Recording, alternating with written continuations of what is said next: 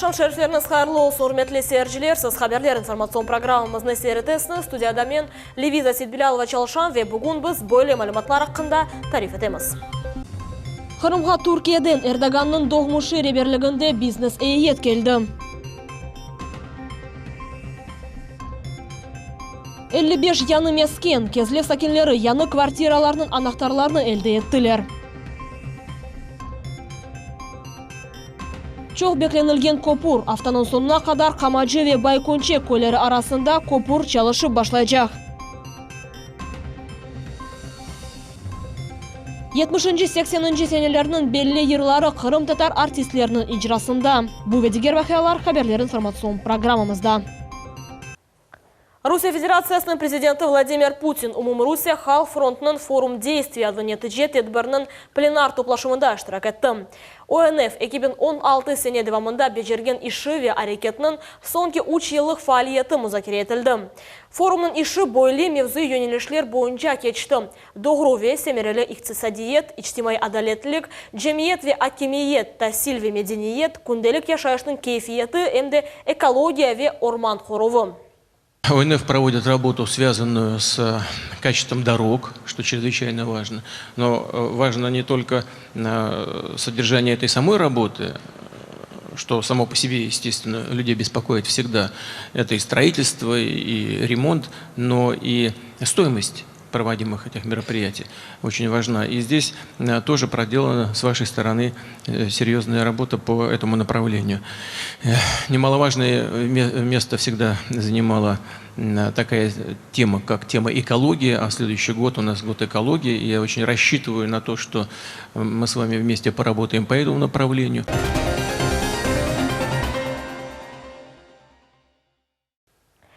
Kezlevde 55 aile Rusya Horantası için Mesken adlı programa boyunca 1 metr için 30.000 ruble berip kvartiralar elde ettiler.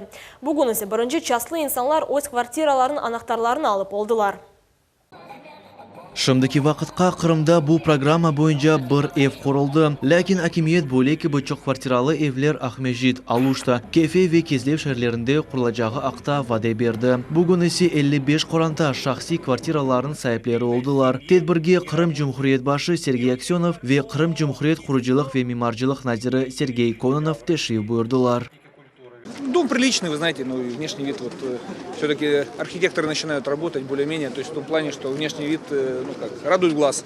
Есть элементы благоустройства во дворе, то есть квартиры все под доделку сделаны, ну, по большому счету. Вот зашли, ну, люди довольны. Стоимость квадратного метра, ну, меньше 30 тысяч рублей, ну, на самом деле это очень приличная цена. Вот главное, что сегодня это доступно людям, доступно разным категориям граждан. И вот такую программу будем продолжать реализовывать дальше по территории Республики Крым. Zeki Kartana kvartira nevbetinde 10 yıl turdu. Onun sözlerine göre Mesken'ge arizanı olar ömür arkadaşı ile beraberlikte tapşırdılar. Afsuski ömür arkadaşına bu kullerini görmek kısmet olmadı. Şimdi Zeki bita kvartiranın tamir işlerini hazırlana. Bizga звонить ettiler, aytdilar, вот есть возможность programmada teşkil etmege. Şu programmadan bizga berdiler kağıt. Aytdilar, barınız, alınız, договор etiniz. В общем, договор ettik. Вот bir yılın içinde вот kvartira berdiler. Zatarinler Qorantası çok yıllardan belli içki kasabasından Kezlevke köçmegi arzu etediler. Olar aytalar ki bu leha Qorantalar için büyük bir bahşiştir. Благодаря этой программе мы стали счастливыми обладателями новой квартиры. И благодаря этому участию мы, скажем так, очень рады, что у нас представилась такая возможность и государственная поддержка со стороны правительства, со стороны президента, со стороны Республиканского фонда ипотечного кредитования. Мы смогли осуществить эту свою мечту. Valentina Kenderskaya ve onun ömür arkadaşı kvartiranı öz kızı için elde ettiler. Onların 1,5 yaşlı torunu var. Valentina emin, böyle bahşişini kızı beğenir. Мы уже обсуждали, что мы где видим и в каком, скажем так, формате будет квартира после ремонта. Ну, понятно, это кухня. Там все стандартно, как обычно. Главное предназначение, чтобы семья собралась за столом и обсуждала свои какие-то радости, проблемы, неудачи. Мне нравится очень, что кухня квадратная, поэтому можно поставить все, что угодно и как угодно, и все будет смотреться. Kaydetmeli ki gelecek sene bu leyha boyunca kvartira satın almak 250 ziyade ariza kabul olundu. Abdullah Osman, Hasan Zivadinov, Millet üçün. Türkiye'den kelgen eyet Moskva şehrini ziyaret ettim. O Türkiye parlament vekillerinden idare etken firqa, biznes ve hakimiyetten tış turgan teşkilat azalarından ibarettir. Eyet başlığında Türkiye prezidenti Recep Tayyip Erdogan'ın eki doğmuş ağası Mehmet Mutlu buluna. O zemanevi Türkiye'de en korumlu insanlardan biri sayılan. Bu haqda Rusya Cemaat Erbabı siyasetşinas Alexander Dugin haber etti. O kaydetti ki yüksek Türkiye eyetinin Rusya'lı Kırım'a ziyareti yanı bir basamaktır. Bu ise Ankara şehri Kırım'ı Rusya teritoriyası olarak tanımasına da bir adımdır. Maksat Türkiye Cumhuriyeti ve Kırım arasında faal ve intensif içtimai münasebetlerini peketmektir ve ileride Kırım'ı resmi tanımaktır. Kırım'da ise Türkiye eyetini bizim televizyon gruppamızda karşılay ve son tafsilatlar hakkında bizim nevbetli telefkalarımızda seyredebilirsiniz.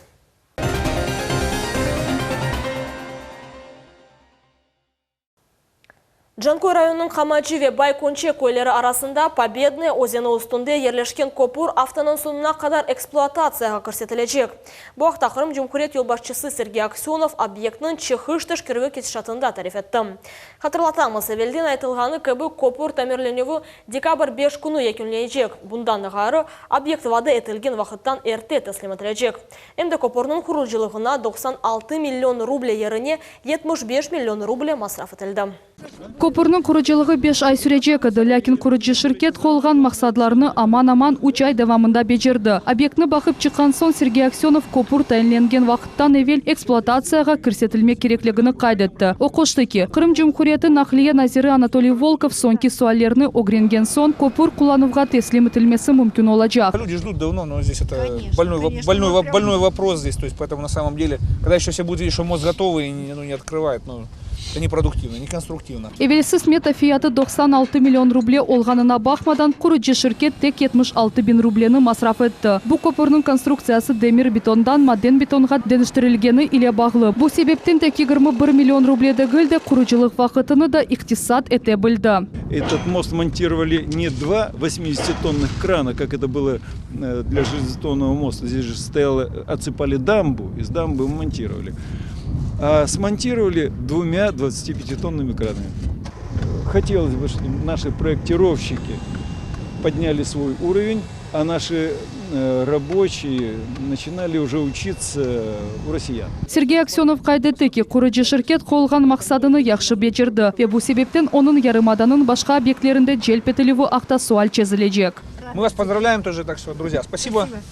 Спасибо большое еще раз за работу. Kaydetmek gerek ki avgustun ortalarında Kırım Cumhuriyet Araba Yollar Hizmeti ve Tatarstan Cumhuriyeti'nin kopurları Serlevalı Aksioner Cemiyet arasında eski kopur yerine yanı kopur kuruculuğu hakkında devlet anlaşması tüzüldü. Kopur kurucuları endi sentyabrının bir günü öz işini başladılar. İşçiler rahatlanmayıp avaga bakmadan çalıştılar. Koyulgan müddet uzuluğu 20 yıllık tecrübeli Tatar şirketinin mütehassıslığını gösterdi. Мост практически готов, осталось там где-то максимум на неделю работы. Тут обочину подправить, подметать, помыть, как говорят, привести товарный вид. Hatırlatamız ki Kırım'ın şimalinde Победный adı özenden geçken kopur ta geçken senesi Mayıs ayında yıkılgan idi. Babatay koy şurasının sakinleri bir yıldan ziyade artkaç 8 kilometre mesafeni geçmek zorunda kaldılar. Bunun beraber geçit yolu da yaramay alda edi ve cemaat nakliyesi ile problemler peyda olaydı. Şimdi yerli sakinler kopurun açılığını bayram gibi bekleyler. Комфорт будет, красота какая, он широкий, шикарный. Есть отдельно, считайте, для пешеходов, для машин. Ну и люди уже замучились просто-напросто, а сейчас будут радоваться. Спасибо тем, что приехали, помогли нам сделать. Дай Бог им здоровья. Ну и будем сейчас ездить хорошо, дороги делают нам. Yerli sakinlerinin aytkanına göre kuruculuk bitken son olar bayram ötkerecekler. Kopur endi hazır ve aman bu günleri açılacak. Победный adlı özenden yanı kopur 33 metr uzunlukta olup onun iki trotuarı, asfalt beton örtüsü ve gerekli kuralları olacak. Ayşe Şulakova, Umir Mustafaev, Millet üçün. Moskvada Ukrayna Fevkalade Hizmeti tarafından Kırım sınırında eki Rusya kontrakt arbijisinin yakalanıvını kanunsuz dep sayyalar ve onlarını derhal azat etmege talap eteler. Kiev öz nevbetinde bildiri bu yakalanıv Ukrayna kanunları boyunca yapıldı. Yakalangan arbijilerini devletke hıyanetlik yapılığında xabatlaylar. Salı күні Николаев mahkemesi yakalanған Rusya arbijelerini 2 ayға hapsке aldı. Ukrayna ayta ki evvel yakalanğanlar Ukrayna silahlı kuvvetlerinde hizmet etediler. Şimdi olarga karşı dezertirlik ve devletke хыянетлік etілгені boyunca cinayı işi açıldı. До 2014 года проходил военную службу в 10-й морской авиационной бригаде на должности планшетиста. После 2014 года подписал контракт с Министерством обороны Российской Федерации и принял присягу. Прохожу присягу Российской Федерации. Я осознаю и признаю, что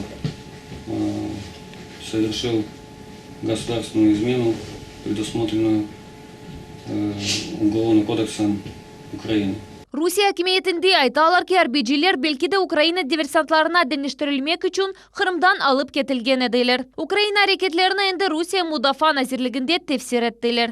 В понедельник сотрудники СБУ незаконно задержали и вывезли 2 российских военнослужащих, прапорщика Максима Одинцова и младшего сержанта контрактной службы Александра Баранова. Сейчас против них пытаются открыть уголовное дело. Считаем данные действия украинских спецслужб в отношении российских граждан очередной грубой провокацией и требуем их немедленного возвращения на территорию Российской Федерации.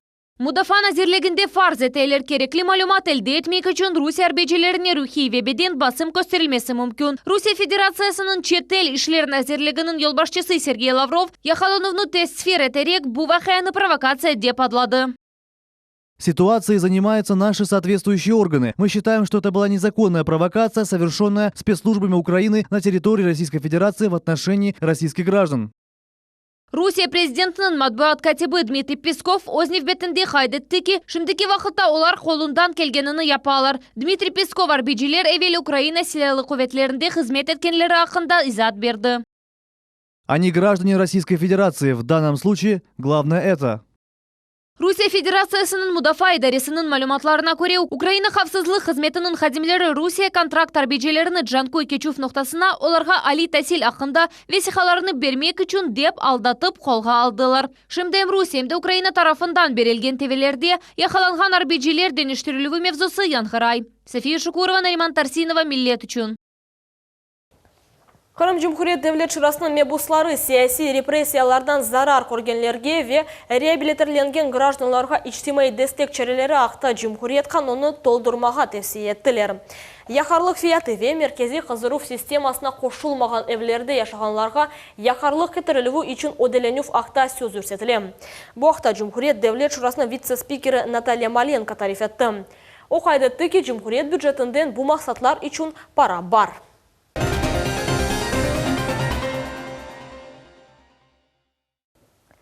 Ахмеджит районының Хошкелді қасабасының сакенлері енді 20 yıldan ziyade sokaklarda kanalizasiya olmağına şikayet ettiler. Bu sebepten evlerinin çoğusu dağıla, yollar, bozula, bakçalar da suv ile tola. Meseleni muhbirimiz Sofiya Shukurova öğrendi. Күчлүү ягмурлардан соң сокак төпеден келген сувнен тола веер ерні ювып кетті. Умеріпче сокағында yaşagan insanlar сувдан құрталмақ үшін evlerinin yanında дамбалар тіклейлер. Mustafa Emirzaev мұнда енді 30 yıldan beri yaşay. Сув басқаны себебінден onun evi енді çatlap başladı. 2 машинасы çürüdü ve mağazda olған sebzeler ziyan ola. Ana енді 26 yıldan beri suyun içineyik, постоянно. 26 yıllık abi, может 27 yıllık cevizleri kesip dambalar yapar.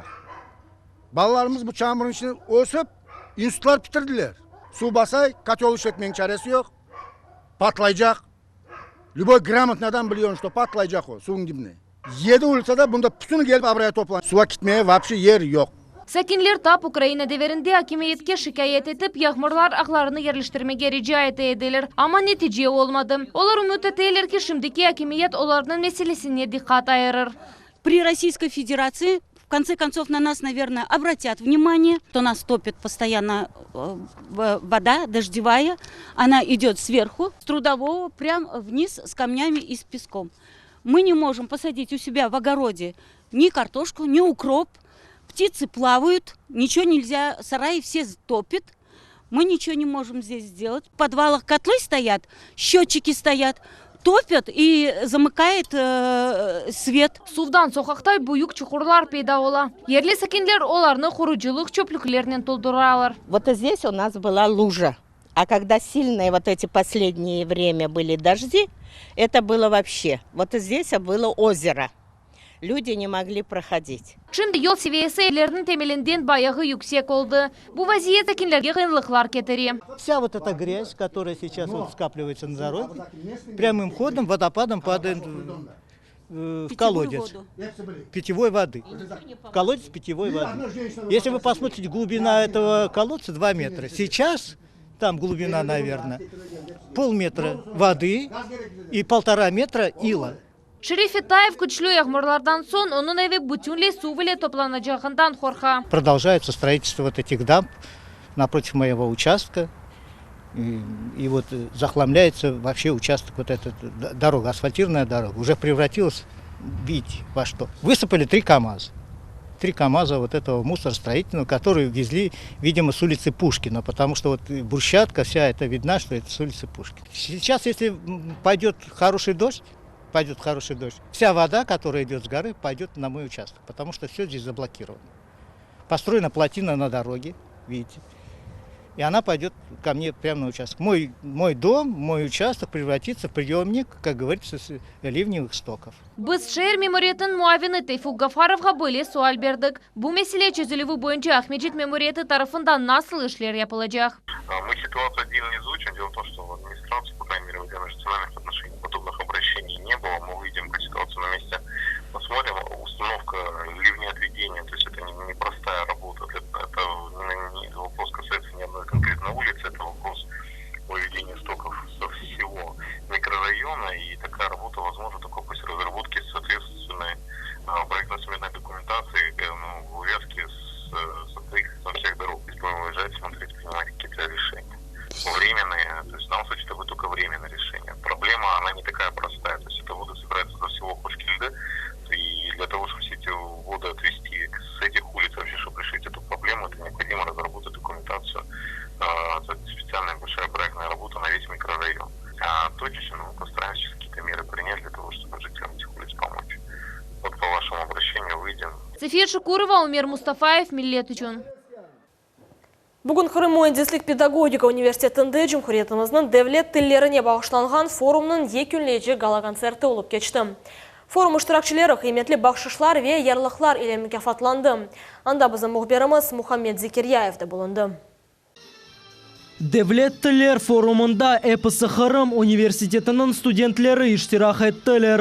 Onlar 3 tilde, yani Xırım Tatar, Rus ve Ukrayn tillerinde en yaxşı deklamator, en yaxşı muelif şiiri, en yaxşı muif yeri ve sözünün canlı yangıravı nominatsiyalar boyunca nominatsiyada kureştiler. Georgievski adına Tıbbi Üniversitet talebi Nafisa Hasantayeva aytkanına göre böyle tedbirler insanın dünya bakışını geniş. Я участвовала в конкурсе «Лучшие декламаторы», и это было неожиданно. Я сейчас получила гран-при, и я безумно счастлива. Xırım Mühendislik Pedagogika Üniversitetinin 2. kurs talebesi Lenur Vajipov forum çerçevesinde özü yazgan şiirini ifadeli okudu ve birinci yerini kazandı.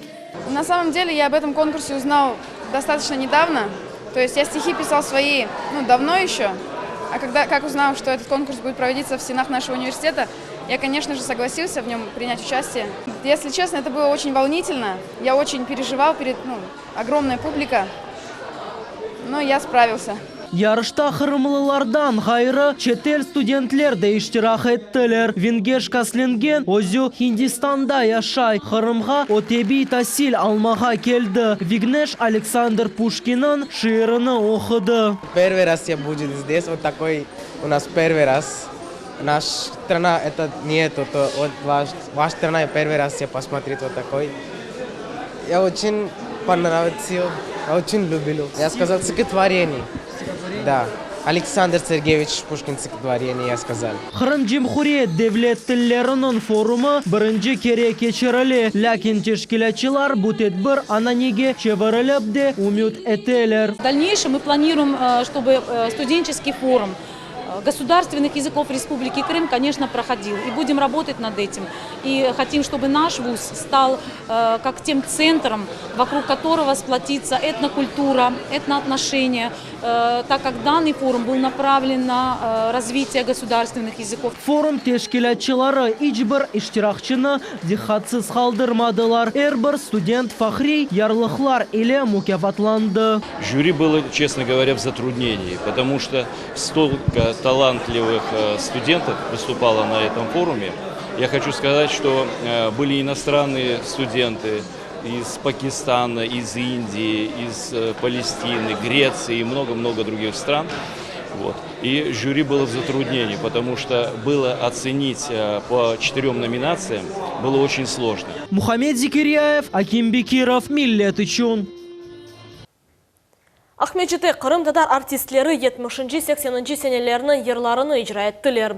Заман иле тешкірілген ерларыны Қырым татар театрының соло ержілары ве оркестрын ұмайш етті. Сержілер ажайып дойғылар исеттілер. Концерт мұйты ақта мұхберіміз Гүлнара Каримова тарифеті.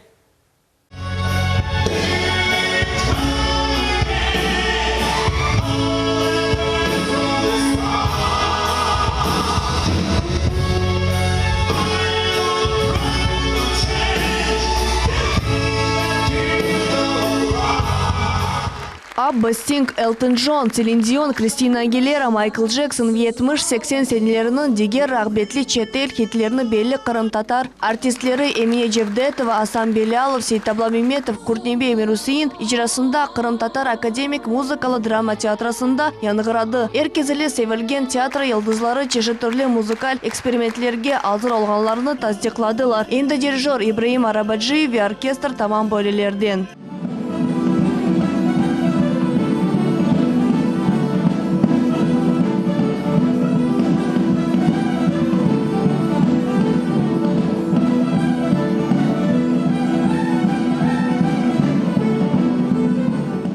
Ерджи Эмине Джевдетова кайдеттеки жемаат Қырым татар санаткерлары ижра эткен четел ерларыны пек сыжак каршылады. Очень понравилось, это тоже свой мир, ты здесь в этих песнях можешь быть более раскрепощенной, показывать больше своих эмоций душевных, поэтому для меня лично это очень интересно и классный опыт, и я думаю, что зрители это почувствовали. И в дальнейшем, я думаю, мы будем вас радовать интересными программами, это еще не все. Dünya hitlerini eşitmege insanlar Kırım'ın Erbir köşesinden geldiler. Erbir çıkış gürdeli algışlar ile karşılandı.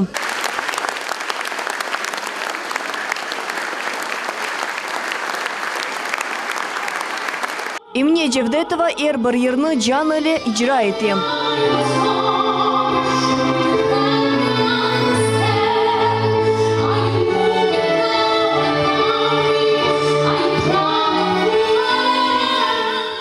Эрбір артисті оны қол тұтқан инсанлары бар. Асан Беляловтың анасы оның ичбір чықышыны қалдырмай. Айта ки оғлы санаға шыққанда әр сефер илк олғаны кебі қасиветлене.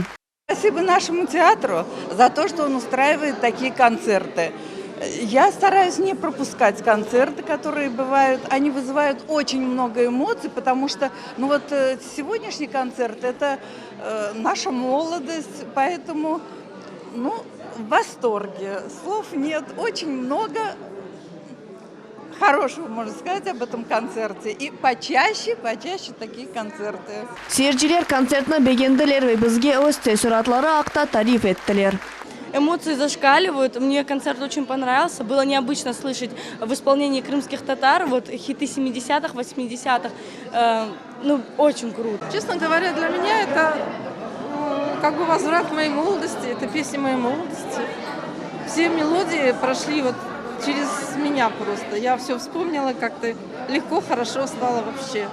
Супер, просто прекрасно себя чувствовала на этом концерте. Konцерт büyük muvaffakiyet ile geçti. Ayrıca kalgan cemaat salonu terk etmeyi istemedi ve artistlerini ayakta durup alkışladı. Gulnara Karimova, Enver Ablaziz, Alisher Alimov, Millet için. Ve bölelekне программамыз sonuna yetti. Haberlerinin nevbetteki çıkışı saat 20:30'da olacak. Bizle olunuz, görüşmek üzere.